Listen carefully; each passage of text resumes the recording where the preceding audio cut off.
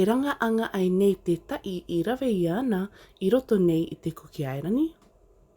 Kua ʻakamata te reira I te mataʻiti taitawatini waru ānere ono ngoru māwaru. Te tuātau I kitea mai te tuitui Moana.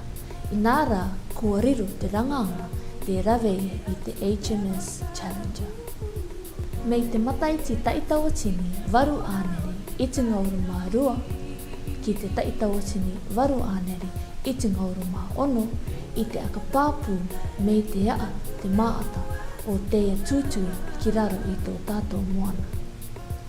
I muri mai I ngā mataʻiti ʻopenga o te taitawatini iwa ānere ono ngauru, kua kitea mai tētai kimikimiʻanga kāpiti ki rotopū I ngā paʻi. Rūtia te mariki tuitui Moana tētai I raro I te papa Moana I te tuatokerau o Tongarewa.